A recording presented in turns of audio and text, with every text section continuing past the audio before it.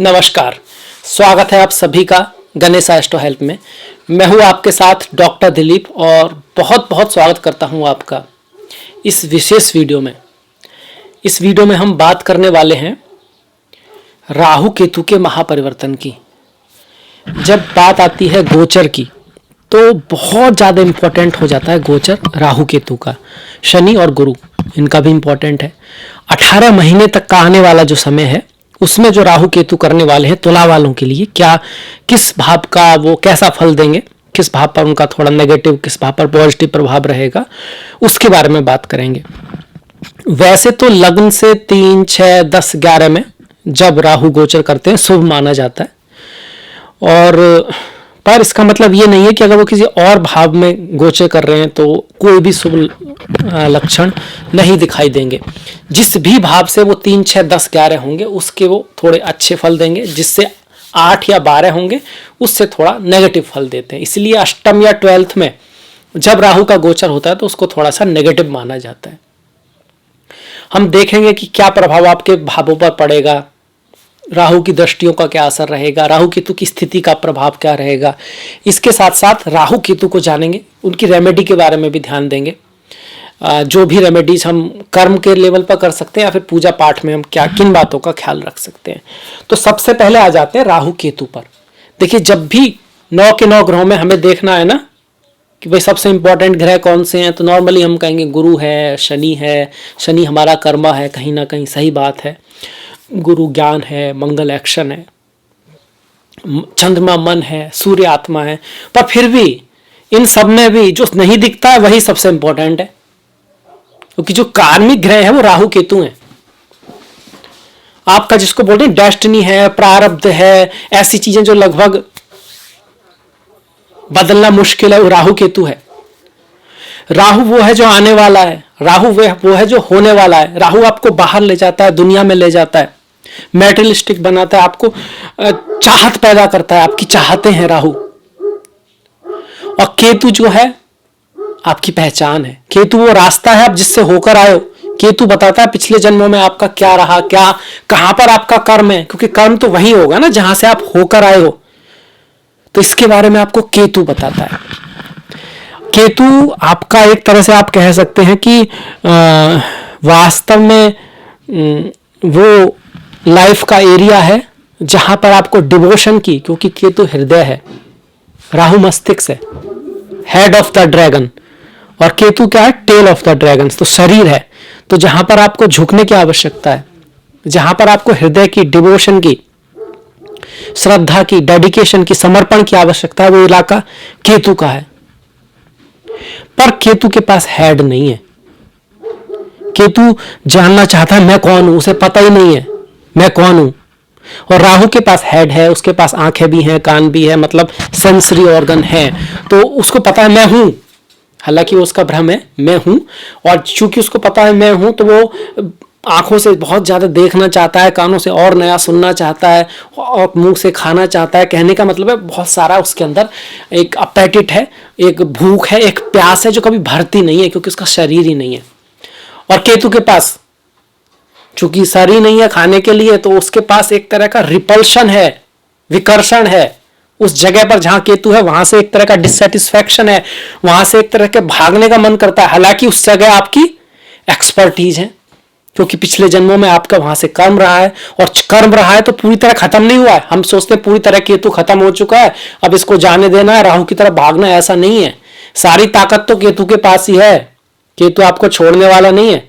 राहु के पास इच्छाएं हैं, भविष्य है, फ्यूचर है, डेस्टिनी है, बहुत कुछ है। पर जब तक केतु के जो कर्म है वो हमारे कटते नहीं है, जब तक हम केतु वाला जो एरिया है उसमें हम अपना 100% नहीं दे देते हैं, अपना समर्पण नहीं लगा देते हैं, डिसिप्लिन नहीं लगा देते हैं, तब तक हम राहु की तरफ जा नहीं पाएंगे। यही एक कारण है कि जीवन में हमेशा संघर्ष रहता है। हम चाहते कुछ और हैं, पर केतु हमको जाने नहीं देता, पहुंचने नहीं देता। चाहते अधूरी रह जाया करती हैं। राहु केतु के इसी साइंस कह सकते हैं आप इसको, राहु केतु के इस तरह की जो उनका जो खेलने का तरीका है लाइफ में, उसकी वजह से। तो बहुत इंपॉर्टेंट ग्रह आ गए राहु केतु आपके। अब आ जाते हैं आपके लिए वैसे तो राहु केतु, आपने स्वर भानु की कहानी सुनी होगी, समुद्र मंथन की कहानी सुनी होगी। जब भगवान विष्णु ने मोहिनी अवतार लिया था तो तब राहु केतु पैदा हुए थे। उन्होंने भेष बदल दिया था स्वर भानु। तो भेष बदलने में जो माहिर हैं वो राहु हैं, पॉलिटिकल हैं, रिस्क लेने वाले हैं, अचानक से रिजल्ट देने वाले हैं राहु। वहीं केतु संत है, स्पिरिचुअलिटी है, अध्यात्म है, पर उनके पास हेड नहीं है, तो कभी कभी हेडलेस एक्ट, जैसे कि सुसाइड, टेररिस्ट, इस तरह के, या फिर कभी कभी अपना राज्य छोड़ के चले जाना। संत किसी की नजर में वो भी हेडलेस सही लगता है। तो ऐसी चीजें एक्सट्रीम, तांत्रिक, ज्योतिष, कोडिंग, सॉफ्टवेयर, लैंग्वेजेस, रेलवे, जिन चीजों में कट होते हैं, राहु जहां पर होते हैं वो उस इलाके में आपका ब्रेक रेस इस तरह का रहता है। मतलब लग्न में है तो हेल्थ का थोड़ा इशू रहता है, इस तरह से वहां डिससेटिस्फैक्शन रहता है। वहां कर्म है पर आपका उसको काटना है, वहां पर तपस्या करनी है आपको। तो ये केतु है। राहु वहीं आपका साइबर क्राइम वगैरह जो होता है, जासूस है, डिटेक्टिव है, हैकर है, एरोनॉटिक्स है, एरोप्लेन है, आर्टिफिशियल इंटेलिजेंस है, नई नई चीजें जो आ रही हैं वो राहु है। तो राहु में बहुत सारी चीजें, साइंटिस्ट है राहु, रिसर्चर है आपका। राहु एस्ट्रोलॉजी, ज्योतिष, ये सब दोनों में भी है, पर केतु ज्यादा है। भूत बाधा इस तरह की चीजें दोनों है, पर केतु ज्यादा है। जब मैजिक वगैरह इसकी बात आती है दोनों में है, पर केतु ज्यादा है, उसको दिखाता है। केतु धूम्रपान को दिखाता है, राहु आपका नशे को दिखाता है, जो लिक्विड वाला नशा है। राहु बात है, वायु तत्व है, केतु अग्नि तत्व है। केतु मंगल जैसा है, राहु शनि जैसा है। मतलब जैसे मंगल काटता है अपनी विजय के लिए, अपने अस्त्रों का यूज करता है, सेनापति है, हमला करता है। केतु भी अचानक से हमला करता है, अचानक से काटता है चीजों को, जैसे बॉम्ब है या किसी का हाथ पैर कट जाना, कुछ इस तरह की घटना है। और जीवन में रिश्तों को भी एकदम से छोड़ देना, काट देना, डाइवोर्स, ये सब। पर केतु किस लिए करता है? विजय के लिए नहीं, छोड़ने के लिए, फ्रीडम के लिए। कहीं ना कहीं केतु की चाहत है मैं कौन हूं, और बाउंडेशन से फ्री होना। राहु शनि की तरह वहां आपका कर्मा है, वहां पर आपका एक वो कहते हैं ना डेस्टिनी है, कहीं ना कहीं पर्पज है आपका। इस तरह से आप हो गया। अब आ जाते हैं आपके लिए क्या रिजल्ट लेके आ रहा है। ये बहुत जानना जरूरी था, इससे आपको समझ आएगा। एक तो आपको पहचान रहेगी राहु केतु क्या है, और उसके रिजल्ट जब हम बताएंगे तो आपको आइडिया होगा कि ऐसा ही क्यों हो रहा है। तो अब क्या हो रहा है आपके लिए, जो केतु हैं वो लग्न में आ रहे हैं। वो वृश्चिक में थे, अब तुला में आएंगे 12 अप्रैल से 6 महीने के लिए, वो 18 महीने के लिए, माफ कीजिएगा। और राहु जो है वो वृषभ से मेष राशि में आ रहे हैं। तो वो सारी जो चीजें बताई वो यहाँ पर लागू होंगी इनकी स्थिति पर। राहु जहां है वहां आपकी चाहत रहेगी, आप वो पाना चाहेंगे, आप वो करना चाहेंगे, वो आपकी जिंदगी का सपना बनेगा कहीं ना कहीं आने वाले 18 महीनों में। सप्तम भाव क्या है? पार्टनरशिप है, मैरिज है, शादी है, रिलेशनशिप है, बिजनेस है। आपका सारा फोकस अपने रिलेशन, आप चाहेंगे कि आपके अच्छे रिलेशन हो, आप चाहेंगे कि आपका पार्टनर के साथ अच्छी बने, आप चाहेंगे कि आप बिजनेस वगैरह करो। सप्तम भाव से आपका जो फोकस रहेगा दूसरे लोगों पर रहेगा, पर उसको अचीव करना आसान नहीं होगा, क्योंकि नई चीज है, आपकी वहां पर एक्सपर्टीज नहीं है। और केतु जो है आपको थोड़ा सा रोकेगा, क्योंकि केतु पर आप ध्यान देना नहीं चाहेंगे, केतु से आप कट करना चाहेंगे। पर केतु में समर्पण है, देना है, डिवोशन है, वहां पर झुकना है। और पहला भाव क्या है? ईगो को आपको समझना होगा। आपका शरीर, स्वास्थ्य का विशेष ध्यान रखना होगा। नजर वगैरह लग जाती है जब केतु लग्न में रहते हैं, क्योंकि नजर आपको ही लगती है, आपके ऊपर कुछ छोटा बहुत है, जादू वादू, ये सब, इन चीजों का असर ज्यादा रह सकता है ऐसे व्यक्ति पर जहां पर केतु है। वैसे इतना आसान नहीं होता, पर फिर भी केतु लग्न में है तो एक तरह का आप कहेंगे आप अपने ऊपर जो ध्यान लगाओगे, क्योंकि एरीज में जा रहा है राहु, एरीज मतलब पहला भाव। आप अपने बॉडी के ऊपर, शरीर के ऊपर ध्यान तो दोगे, पर उसका जो मेन पर्पज होगा वो आपका रिश्तों को सुधारना, बिजनेस को सुधारना, आउटर वर्ल्ड में अचीवमेंट प्राप्त करना रहेगा। राहु यहाँ पे ये कर रहे हैं। रोकेगा कौन आपको? केतु देख रोकेगा। कर्म कहाँ पर रोके हुए हैं? आपकी बॉडी से, आपके ईगो से, आपके व्यक्तित्व को। आपको बड़ा बदलाव लाना होगा, तभी आप राहु की चीजों को प्राप्त कर पाओगे। बिना बदले कुछ होने वाला नहीं है। कुछ नया करना है, कुछ बड़ा करना है, तो कुछ नया बदलना होगा, कुछ बड़ा करना पड़ेगा। और कोई रास्ता नहीं है, कोई रेमेडी काम नहीं करेगी अगर कार्मिक रूप से कोई चीजें बदली नहीं, क्योंकि संसार कर्म प्रधान है, ऐसे भगवान श्री राम भी कहते हैं, भगवान श्री कृष्ण भी कहते हैं।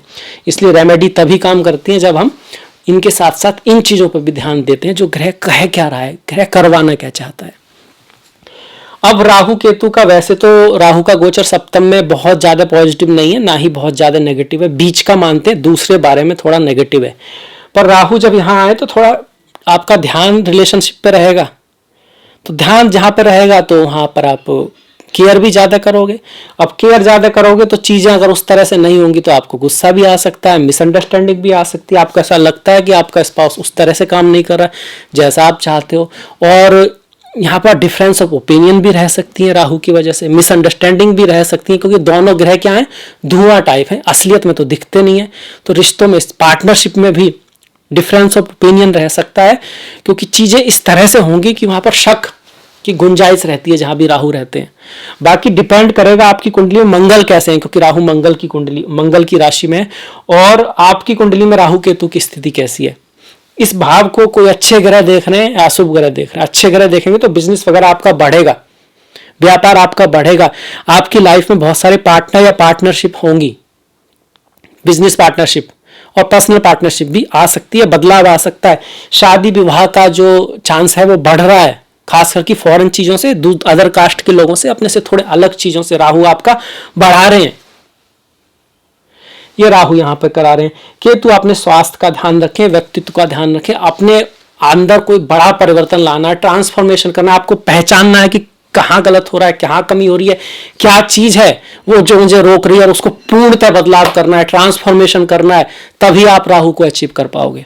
अब देखते हैं राहु इसके अलावा किन भावों का फल अच्छा फल देगा, किन का नेगेटिव फल देगा। अच्छा फल किसका देगा, जिस भाव से तीसरा है, छठा है, 10वां है, 11वां है।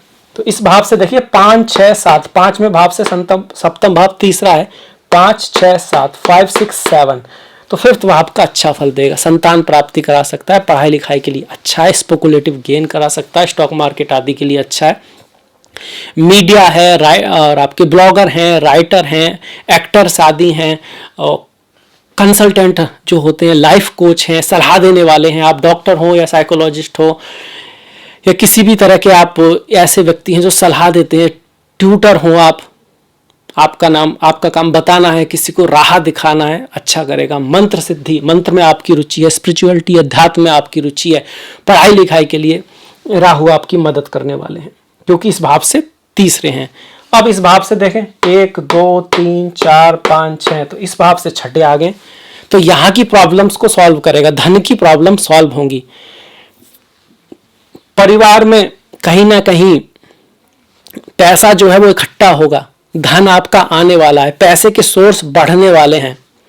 आप जिन चीज को वैल्यूज देते हो लाइफ में, आप जरूरी नहीं पैसे को वैल्यूज देते हो, आप नाम को वैल्यू दे सकते हो, आप शक्ति को वैल्यू दे सकते हो, आप कंपैशन को, प्रेम को वैल्यू दे सकते हो, आप ज्ञान को वैल्यू दे सकते हो। आप जिस चीज को वैल्यू देते हो वो बढ़ने वाली है लाइफ में, उसमें इंक्रीजमेंट होगा आपके लिए।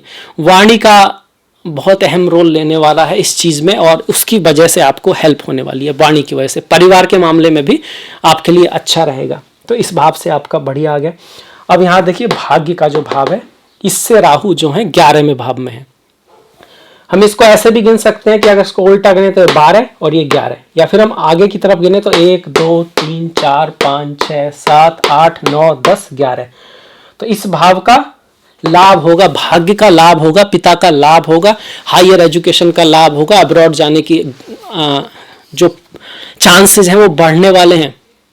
स्पिरिचुअलिटी, अध्यात्म, टूरिज्म, ये सब आपके लिए लाभकारी रहेंगे। यात्राएं वगैरह बढ़ने वाली हैं, तीर्थ यात्रा वगैरह आप कर सकते हो, धर्म के प्रति भी आपकी रुचि बढ़ने वाली है, आप दूसरे धर्मों को भी जानना चाहोगे अपने धर्म के साथ साथ। 9वां भाव जो है, जिसको धारण किया जा सके, धर्म जो है उसको जानने की आप कोशिश करोगे। पिता की लाइफ में भी कुछ अच्छी चीजें आएंगी, उनकी लाइफ में उनकी हेल्थ सुदृढ़ हो सकती है, उनके धन बढ़ सकता है, उनकी पद प्रतिष्ठा सम्मान जो है वो बढ़ सकता है पिता का। इसी के साथ साथ आपके वाइफ के छोटे भाई के लिए भी ये अच्छा गोचर है। 10वें भाव में भी देखिए, इससे 11 है तो इससे 10वां हो ही जाएगा, सीधी सी बात है, क्योंकि यहां से सामने 7, 8, 9, 10।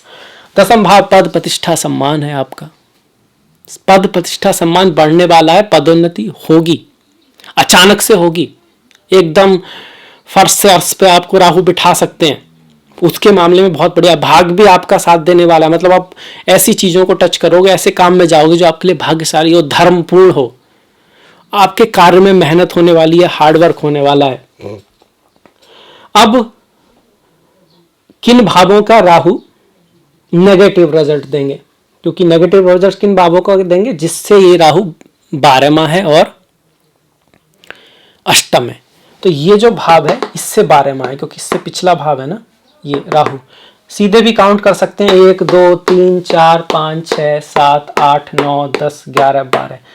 तो ये भाव का नेगेटिव रिजल्ट देंगे। यही कारण है कि इसको उतना अच्छा नहीं माना गया जितना 3 6 10 11 को माना गया, क्योंकि ये भाव अष्टम है, पर यह है बड़ा इंपॉर्टेंट।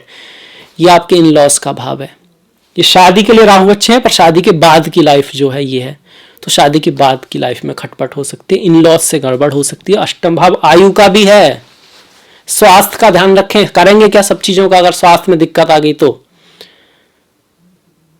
ड्राइविंग वगैरह करते वक्त ध्यान रखना है अपना।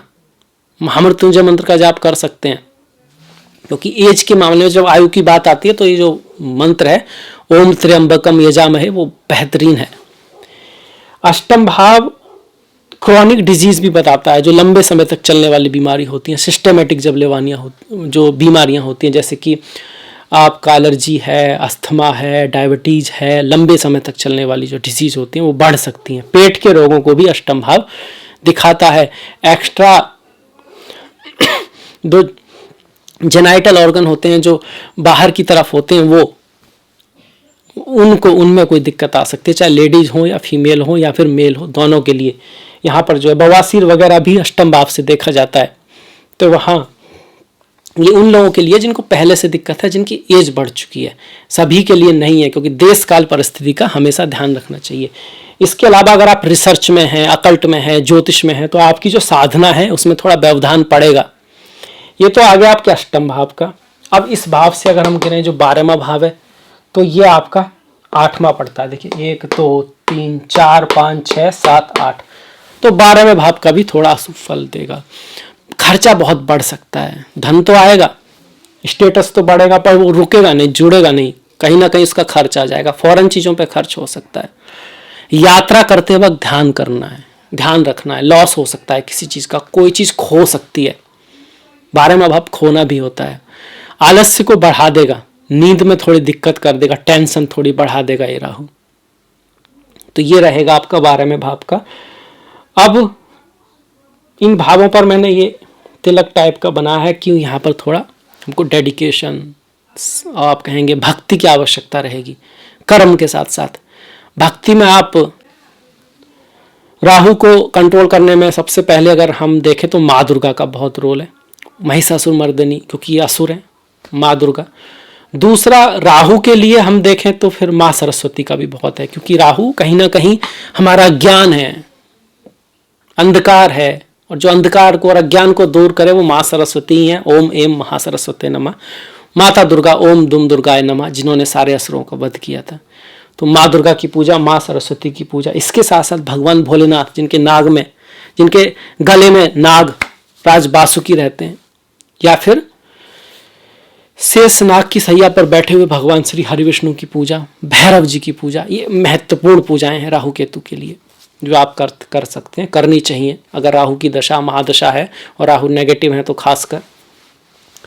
इसके अलावा राहु के लिए आप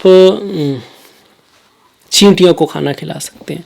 नारियल जो होता है उसमें आप आटा, खांड, काला तिल वगैरह भर के उसको, नारियल को दबा सकते हैं, जहाँ पर चींटी वगैरह उसको खा सकें, क्योंकि छोटे छोटे जो जीव होते हैं ना, चींटी है और कीड़े मकोड़े हैं, वो राहु केतु से जुड़े होते हैं। ये है आपका। इसके अलावा जो राहु है बिल्लियों से भी जुड़ा है, केतु कुत्तों से जुड़े, राहु बिल्लियों से जुड़े, तो बिल्लियों को थोड़ा आप खाना वाना खिला सकते हैं, वो बहुत बढ़िया है। राहु जो है और केतु दोनों ही, ये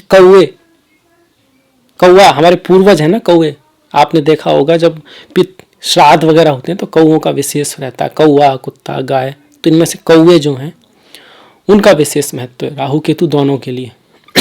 उनको खाना वाना आपको खिलाना चाहिए। कौन सा दिन? बुधवार, शनिवार, रोज भी कर सकते हैं, कोई ऐसी दिक्कत नहीं है, पर बुधवार शनिवार तो ये राहु का हो गया आपका। राहु चितकबरा रंग भी है, तो चितकबरी रंग की चीजों का दान करना। सफेद और काला जो रंग होता है वो, नीले रंग की चीजें भी, कहीं धुएं जैसा रंग है वो केतु का है, केतु के लिए हम उसका दान भी कर सकते हैं। अब केतु पे आ जाते हैं। केतु क्या करेंगे, लग्न में है, स्वास्थ्य का ध्यान रखें। ईगो का प्रॉब्लम हो सकता है, सेल्फ आइडेंटिफिकेशन का प्रॉब्लम हो सकता है। केतु जब लग्न में हो तो ऐसे व्यक्ति की इंट्यूशन बहुत अच्छी होती है, वो दूसरे को सही बता देता है कब क्या करना है, क्या हो सकता है। पर जब अपने लिए निर्णय की बात आती है तो कुछ समझ में नहीं आता है, अपने निर्णय कई बार गलत हो जाते हैं। हमेशा नहीं, अगर शुभ ग्रहों की दृष्टि है तो नहीं होंगे, पर चांसेस रहता है केतु, इसलिए लग्न में बहुत ज्यादा बेस्ट नहीं मानते हैं। नजर लगने का रहता है, हेल्थ का ध्यान रखना होता है। केतु लग्न में हो तो अगर आपको पहले से बाल झड़ रहे हैं तो उसकी दिक्कत रह सकती है। अगर आप शरीर में पतले हैं तो केतु उसको और बढ़ा सकते हैं। इस चीज का हमको ध्यान रखना है, क्योंकि अग्नि है, गुस्से को बढ़ा देंगे, अधैर्यता को बढ़ा देंगे। रेमेडी के रूप में गणेश जी की पूजा, गणेश अथर्वशीष का पाठ। इसी के साथ साथ केतु के लिए आप धूमावती, माँ धूमावती, और राहु के लिए छिन्नमस्ता, उनकी पूजा वगैरह कर सकते हैं। वो भी एक बहुत स्ट्रांग पूजाएं हैं जिसको आप की जा सकती हैं। केतु कुत्तों से भी जुड़े हुए हैं, कुत्तों का ख्याल रखना, उनको रोटी डालना। सिर्फ रोटी नहीं डालना, ख्याल रखना है। ऐसा नहीं कि आपने रोटी डाली बुधवार को और शुक्रवार को कुत्ता आया तो आप उसको फिर परेशान कर रहे हैं। मन से होनी चाहिए, दिल से होनी चाहिए रेमेडीज, और वो भी निष्काम भाव से। इसके साथ साथ केतु मछलियों से जुड़े हुए हैं, मछलियों के लिए कुछ करना, एक्वेरियम वगैरह घर में ला सकते हैं, उनकी सेवा कर सकते हैं, या फिर कहीं पे तालाब वगैरह है तो वहां पर आप आटे की गोली वगैरह दे सकते हैं। राहु पक्षियों से भी जुड़े हैं, राहु तो पक्षियों को दाना वगैरह डालना। जौ का दान भी अच्छा मानते हैं, सुबह रात को रख लेते हैं अपने सिरहाने, और सुबह फिर उसको पानी में बहा देना या पक्षियों को डाल देना। जौ जो है वो भी अच्छा रहता है। ठीक इसी तरह राहु के लिए नारियल को एंटी क्लॉकवाइज 7 या 21 बार घुमाकर पानी में बहा दिया जाता है। और ध्यान रहे कि जब आप बहा रहे हैं तो सूर्य आपकी पीठ की तरफ हो, पहली बात। दूसरा, बहाने के बाद आप देखें नहीं कि कहाँ गया, इधर गया उधर गया, और सीधे वापस आ जाएं। इस चीज का ध्यान रखना चाहिए। तो राहु केतु के बहुत सारे उपाय हो गए, और इसके साथ साथ कार्मिक उपाय कि राहु केतु क्या है, अज्ञान है, अंधकार है, लोभ, काम, क्रोध, ईर्षा, मोह, अहंकार, ये सब चीजें हैं। अगर ये आपको कंट्रोल कर रही हैं तो राहु केतु अशुभ ही रहने वाले हैं। अगर आपके कंट्रोल में ये चीजें हैं तो फिर ठीक है, मतलब आप क्रोधित होते हैं क्योंकि आपको पता है कि भाई यहाँ थोड़ा जरूरत है क्रोध की बच्चे को समझाने के लिए, नहीं तो शायद नहीं समझेगा। या लोभ, आपको पता है कि भाई लोभ इसलिए आप कर रहे हैं क्योंकि आपको अपने परिवार को भी देखना है, पर आप इतने उसमें लोभ में नहीं है कि आप उसके लिए कुछ गलत काम करना शुरू कर देते हैं। आप वो गुण जो है, तामसिक गुणों का भी अपना महत्व है, क्रोध का भी, डर का भी महत्व है। मतलब आपके अंदर डर बिल्कुल नहीं है तो फिर आप ज्यादा जिंदा नहीं रह पाओगे। आप ट्रेन के सामने आ जाओगे कि मैं आत्मा हूं, क्या कर लेगी ये ट्रेन मेरा। तो डर भी जरूरी है, पर डर के अधीन होकर रहना, उससे बुरी जिंदगी क्या हो सकती है। तो वो भी समझना है। सूर्य नमस्कार, सूर्य को जल देना इसलिए भी बताते क्योंकि सूर्य ज्ञान के स्वरूप है। गीता का पाठ पढ़ना नहीं, उसको समझना, जीवन में उतारना। सिर्फ पढ़ने से काम नहीं चलेगा, वो भी राहु केतु की जबरदस्त रेमेडी है, पर उसको जीवन में अगर आपने उतार लिया फिर तो आपके सारे ग्रह ही ठीक हो जाएंगे, क्योंकि ग्रहों का प्रभाव ही मन पर है, और मन है जिसके बस में, दुनिया भी उसके बस में है, जीवन भी उसके बस में है। वो सारी चीजों से, सारी व्याधियों से मुक्त ही है। ये गीता, आप भगवत गीता है आपकी गर्भ गीता है आपकी, और अष्टावक्र गीता है। तीनों गीताएं, और भी गीताएं हैं, उनको पढ़िए, सुनिए, समझिए, उनमें बड़ा ज्ञान भरा पड़ा है। या फिर वो जो ज्ञान कहाँ से लिया गया, उपनिषद से ही आया है।